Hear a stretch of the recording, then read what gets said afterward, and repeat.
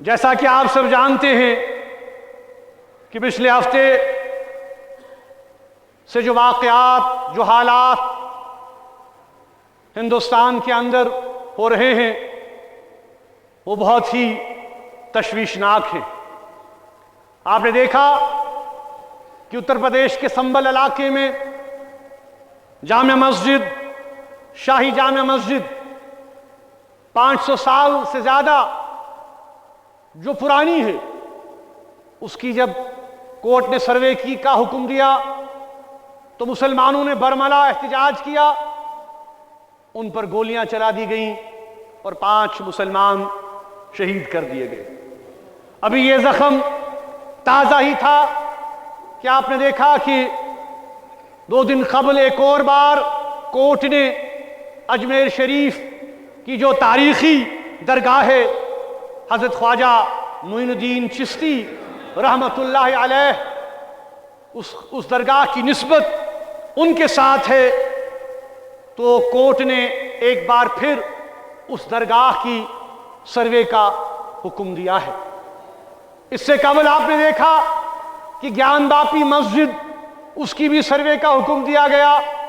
اس سے قبل آپ نے دیکھا کہ تاریخی بابری مسجد کے ساتھ کیا ہوا، یہ سارے واقعات ہمارے سامنے آیا ہے۔ یہ کوئی ڈکی چھپی بات نہیں ہے۔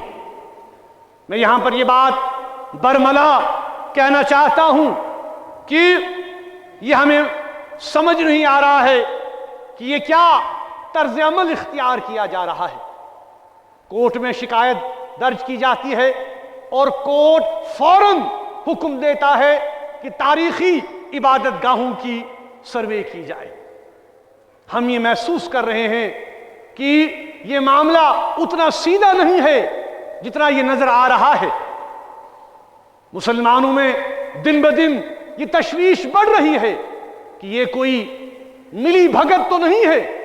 کہ جس کے ذریعے سے مسلمانوں کے جذبات، مسلمانوں کے احساسات، مسلمانوں کے دینی مراکز جن کے ساتھ ان کی وابستگیاں ہیں، سالوں سے نہیں بلکہ سینکڑوں سالوں سے، ہزاروں سالوں سے، ان مراکز کو کمزور کرنے کی سازش کی جا رہی ہے۔ آپ جانتے ہیں کہ اجمیر کی جو درگاہ ہے خواجہ معین الدین چشتی رحمت اللہ علیہ، اس کے ساتھ صرف ہندوستان کے مسلمانوں کی وابستگی نہیں ہے بلکہ پورے بر صغیر کے کروڑوں مسلمانوں کی وابستگی اس درگاہ کے ساتھ ہے۔ یہ درگاہ پچھلے 800 سال سے وہاں پر قائم ہے، اور ہم یہ سمجھنے سے قاصر ہیں کہ ایک کورٹ کیسے کسی کے کہنے پر اس کی پھر سے سروے کا حکم دے سکتا ہے۔ یہ افسوسناک طرز عمل ہے۔ ہندوستان کے مسلمانوں کے ساتھ ساتھ جموں کشمیر کے مسلمانوں کے جذبات بھی مجروح ہو گئے ہیں، کیونکہ ظاہر سی بات ہے کہ یہاں سے بھی ہزاروں مسلمان جو ہے اس درگاہ میں جاتے ہیں۔ ہم یہ سوال پوچھنا چاہتے ہیں کہ کیا ہندوستان ایک سیکولر ملک نہیں ہے؟ کیا ہندوستان کے آئین میں مسلمانوں کے تحفظ کی بات نہیں کہی گئی ہے؟ کیا یہاں پر جو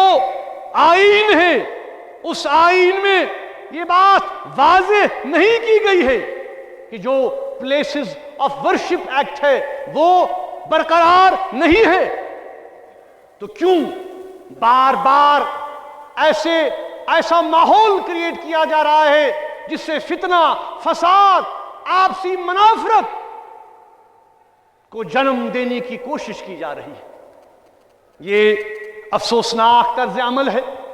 اس کے ساتھ ساتھ آپ یہ بھی جانتے ہیں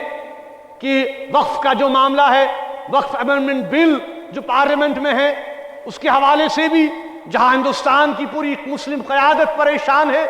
جموں کشمیر کی مسلم قیادت نے بھی، ہم نے ایک اور خط کل ہی روانہ کیا ہے، اس کے سربراہ کو، اور یہ کہا ہے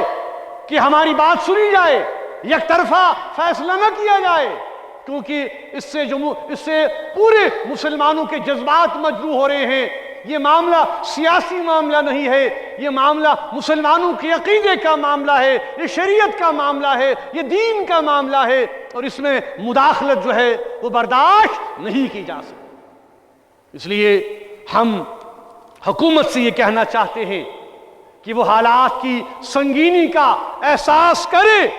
اور اپنے ذہن کو تبدیل کر اس مائنڈ سیٹ کو بدلائے، کیونکہ خدا نخواستہ اگر ان حالات و واقعات کا کوئی بیکلیش ہوتا ہے، کوئی حالات بگڑ جاتے ہیں، تو اس کی تمام تر ذمہ داری حکومت پر ہوگی، کیونکہ وہ ایسے اقدامات دیدہ دانستہ اٹھا رہے ہیں، جان بوجھ کر اٹھا رہے ہیں، جس سے مسلمانوں کے جذبات کو ٹھیس پہنچائی جا رہی ہے۔ ہم یہ محسوس کرتے ہیں کہ یہ عمل فوری طور سے بند کیا جانا چاہیے۔ کہ مختصر اس میں عرض کروں بیان کروں آج کے حالاتوں ہند حوالہ تو مگر ونی آو یہ اطلاع کہ یورس میڈیا آمت تو میڈیا ہسا تروک نو یور مسجد مز کی مے چھن تران فکری کہ یہ کیا طریقہ چھو آج کل کس دورس مز آج کل کس زمانس مز یہ ممکن کہ اگر کت ون تو ام پتہ کیا کت سو دباؤن ام پتہ کیا سہ کت نظر انداز کرن اس پولیس کس ات طرز عملس مذمت کران ملامت کران بیٚیہِ چھِ تمن یہ ونان کہ طرز عمل بدلٲیِو کت چھ کرٕنۍ کت گژھِ لُکن تام واتٕنۍ سٲنۍ کت چھ برملا چاہے کٲنٛسہِ پسند یی یا نہ یی۔